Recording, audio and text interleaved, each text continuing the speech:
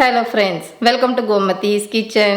இன்னைக்கு நம்ம பார்க்க போற ரெசிபி பாத்தீங்க அப்படினா நல்ல ஒரு சூப்பரான டேஸ்ட்ல கத்திரிக்காய் வறுவல் எப்படி செய்யலாம்ங்கறத தான் பார்க்க போறோம். இன்னைக்கு செஞ்சிருக்கிற கத்திரிக்காய் வறுவலுக்கு பாத்தீங்கன்னா நம்ம மசாலா பொடி வீட்லயே வந்து சாமான்கள் எல்லாத்தையும் வறுத்து அரைச்சு பண்ணியிருக்கிறோம். அப்ப ரொம்ப நல்ல வாசனையா இருக்கிறதோட ரொம்ப நல்ல டேஸ்டாவே இருக்கும். இந்த வறுவலை பாத்தீங்க அப்படினா எல்லா வகையான வெரைட்டி ரைஸ் அதே மாதிரி ரசம் சாதம் சாம்பார் சாதத்தோடலாம் வச்சு சாப்பிட்றதுக்கு ரொம்ப நல்ல டேஸ்டாவே இருக்கும். இதே மாதிரி நம்ம சேனல்ல பாத்தீங்கன்னா உருளைக்கிழங்கு வறுவல் அப்புறம் வந்து வழுவழுப்பே இல்லாத வெண்டைக்காய் வறுவல் காலிஃப்ளவர் வறுவல் இந்த மாதிரி நிறைய வகையான ரெசிபியும் போட்டிருக்கிறேன். அந்த ரெசிபியோட லிங்க் எல்லாமே தனித்தனியாக கீழே டிஸ்கிரிப்ஷன் பாக்ஸில் கொடுத்துருக்கிறேன். விருப்பப்பட்டா செக் பண்ணி பார்த்துக்கோங்க. இப்போ வாங்க இந்த கத்திரிக்காய் வறுவல் எப்படி செய்யலாங்கிறத பார்க்கலாம். கோமதிஸ் கிச்சனை சப்ஸ்கிரைப் பண்ணாதவங்க சப்ஸ்கிரைப் பட்டனை ப்ரெஸ் பண்ணிக்கோங்க. உடனுக்குடனே அப்டேட் வேணும் அப்படின்னா பக்கத்தில் இருக்க பெல் பட்டனில் ஆல்ங்கிற ஆப்ஷனை மறக்காமல் ப்ரெஸ் பண்ணி வச்சுக்கோங்க. இப்போ இந்த கத்திரிக்காய் வறுவல் பண்ணுறதுக்கு ஸ்பெஷலாக ஒரு மசாலா பொடி வந்து நம்ம வறுத்துட்டு அரைக்க போகிறோம்னு சொன்னோம் இல்லையா, அதை வந்து நம்ம ரெடி பண்ணிக்கலாம். இதில் முதல்ல சேர்க்க போகிறதுன்னு பார்த்திங்கன்னா சட்டியில் 1 டேபிள் ஸ்பூன் அளவுக்கு மல்லி விதை எடுத்துக்கோங்க.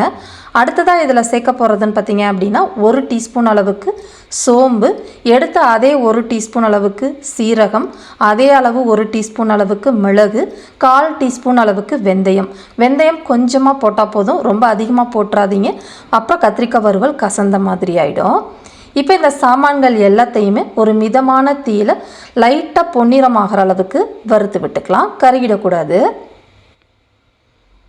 இப்போ பார்த்தீங்கன்னா போட்டிருக்கிற சாமான்கள் ஓரளவு பாதி வறுபட்டதுக்கு அப்புறமா இதில் வந்து நம்ம ஒரு சின்ன சைஸ் பட்டை ஒரே ஒரு கிராம்பும் போட்டுக்கிறோம். உங்களுக்கு இந்த மசாலா வாசனை பிடிக்கும்னா சேர்த்துக்கோங்க, அப்படி இல்லைன்னா இதை தாராளமாக ஸ்கிப் பண்ணிக்கலாம்.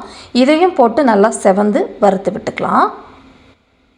இப்போ பார்த்தீங்கன்னா நம்ம போட்டிருக்கிற சாமான்கள் எல்லாமே லைட்டாக பொன்னிறமாக செவந்து வாசனையும் வர ஆரம்பிச்சிருச்சு. இந்த சமயம் அடுப்பை ஆஃப் பண்ணிவிட்டு இதை ஒரு சின்ன தட்டுக்கு மாற்றிக்கலாம். இப்போ வறுத்த சாமான்கள் எல்லாமே நல்லா ஆறட்டும். ஆறுனதுக்கப்புறமா நம்ம பொடிச்சுக்கலாம். இதை ஆறிக்கிட்டு இருக்க சமயத்துக்குள்ளேயே நம்ம வறுத்த சட்டியிலே கத்திரிக்காயை வதக்கி வேக வைக்க ஆரம்பிச்சிடுவோம். அதுக்கு அதே சட்டியிலேயே நல்லா 1 டேபிள் ஸ்பூன் அளவுக்கு எண்ணெய் சேர்த்துக்கோங்க. வதக்கல் அதே மாதிரி வறுவலுக்கெல்லாம் கொஞ்சம் எண்ணெய் தாராளமாக விட்டால் தான் நல்லாயிருக்கும். இன்றைக்கி கத்திரிக்காய் வறுவல் பண்ணுறதுக்கு நான் இன்றைக்கி எடுத்துருக்கிறதுன்னு பார்த்தீங்கன்னா 250 கிராம், அதாவது 1/4 கிலோ அளவுக்கு கத்திரிக்காயை இந்த மாதிரி நறுக்கி தண்ணியில் போட்டு வச்சுருக்கிறேன் கருக்காமல் இருக்கிறதுக்கு. உங்கள்கிட்ட எந்த கத்திரிக்காய் இருக்கிறதோ 1/4 கிலோ அளவுக்கு பச்சை கலரோ இல்லை வெள்ளை கலர் பர்பிள் கலர் எது வேணால் சேர்த்துக்கலாம்.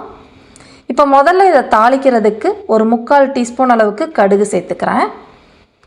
கடுகு நல்லா இந்த அளவுக்கு பொரிஞ்சு வந்ததுக்கப்புறமா இதில் பூண்டு வந்து ஒரு 5 பல்லு பூண்டை நல்லா பொடியாக நறுக்கிட்டு சேர்த்து வதக்கிக்கோங்க. இப்போ இது வதங்கிட்டு இருக்கப்பே நம்ம வெங்காயமும் சேர்க்க போகிறோம். சின்ன சைஸில் ஒரே ஒரு பெரிய வெங்காயம் நறுக்கினதோட அளவுன்னு பார்த்திங்கன்னா ஒரு 3/4 கப் அளவுக்கு சேர்த்துருக்குறேன். இப்போ போட்டிருக்கிற வெங்காயம் பூண்டு நல்லா வெந்து வதங்கணும். இப்போ இது வதங்கிக்கிட்டு இருக்கப்பே கொஞ்சமாக கருவேப்பிலை இலைகளையும் போட்டு வதக்கி விட்டுக்கோங்க. இப்போ பார்த்தீங்கன்னா போட்டிருக்கிற வெங்காயம் நல்லா வெந்து லைட்டாக பொன்னிறமானால் போதும், ரொம்ப செவக்க வேண்டாம். இப்போ இந்த சமயத்தில் நம்ம நறுக்கி வச்சுருக்கிற கத்திரிக்காயிலேருந்து தண்ணியை வடிச்சிட்டு கத்திரிக்காயை மட்டும் சேர்த்துக்கோங்க. இப்போ கத்திரிக்காயெல்லாம் போட்ட பிறகு இதில் ஒரு 1/4 டீஸ்பூன் அளவுக்கு மஞ்சள் பொடி சேர்த்துக்கலாம். கூடவே பார்த்திங்கன்னா இந்த கத்திரிக்காய் வறுவலுக்கு தேவையான அளவு உப்பு 1லேருந்து 1/4 டீஸ்பூன் அளவுக்கு டேபிள் சால்ட்டு சேர்த்துக்கோங்க.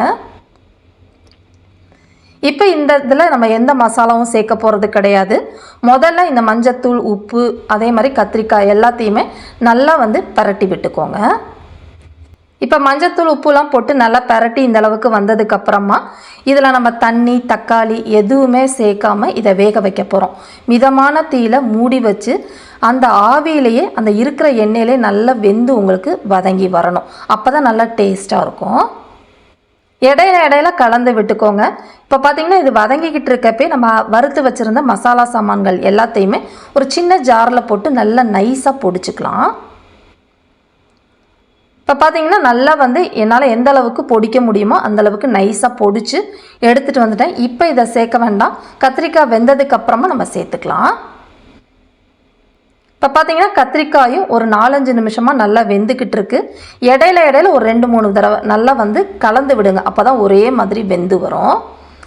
இப்போ உங்களுக்கு பார்க்குறப்பே தெரியும்னு நினைக்கிறேன், ஒரு பாதி அளவுக்கு கத்திரிக்காய் வந்து வெந்துருச்சு. அந்த கத்திரிக்காயோட தோல் பார்த்திங்கன்னா நிறம் மாறி இருக்குது. இப்போ இந்த சமயத்தில் தான் நம்ம மிளகாய்த்தூள் சேர்க்கணும். முன்னாடியே போட்டோம்னா கத்திரிக்காய் வேகிறதுக்குள்ளே மிளகாய்த்தூள் கருகி போயிடும். அதனால் இப்போ காரத்துக்கு தகுந்த மாதிரி மிளகாய்த்தூள் நான் வந்து ஒரு 1.25 டீஸ்பூன் தனி மிளகாய்த்தூள் சேர்த்துருக்குறேன். ஏன்னா நம்ம இதில் வந்து மிளகும் சேர்த்துருக்குறோம். ஸோ காரத்துக்கு ஏற்ற மாதிரி நீங்கள் கூட குறைச்சி சேர்த்துட்டு நல்லா கலந்து விட்டுருங்க. இப்போ பார்த்தீங்கன்னா எல்லாமே நல்லா கலந்தாச்சு. இப்போ கத்திரிக்காய் பாதி அளவு தான் வெந்திருக்குது. இன்னொரு ஒரு கால்வாசி நல்லா வேகணும். திரும்ப மூடி வச்சு நிதானமான தீயில பரட்டி விட்டு வேக வச்சு எடுத்துக்கோங்க. இப்போ பார்த்தீங்கன்னா அடுத்த ஒரு 4-5 நிமிஷத்துலேயே கத்திரிக்காய் ஒரு முக்கால்வாசி நல்லா வெந்திருக்குது. ரொம்ப அடிக்கடி கிளறிக்கிட்டே இருந்தீங்க அப்படின்னா குழஞ்ச மாதிரி ஆகிடும். அதனால் அப்பப்போ மட்டும் கிளறி இந்த அளவுக்கு விட்டுட்டு இதுக்கு மேலே நீங்கள் மூடி வச்சு வேக விட வேண்டாம், திறந்தே வச்சு வேக விட போகிறோம். இந்த சமயத்தில் நம்ம பொடிச்சு வச்சுருந்த அந்த பொடி இருக்குது பார்த்தீங்களா, அது கிட்டத்தட்ட ஒரு 3.5 டீஸ்பூன் அளவுக்கு இருக்கும். எல்லாத்தையுமே சேர்த்துக்கோங்க, கரெக்டாக இருக்கும்.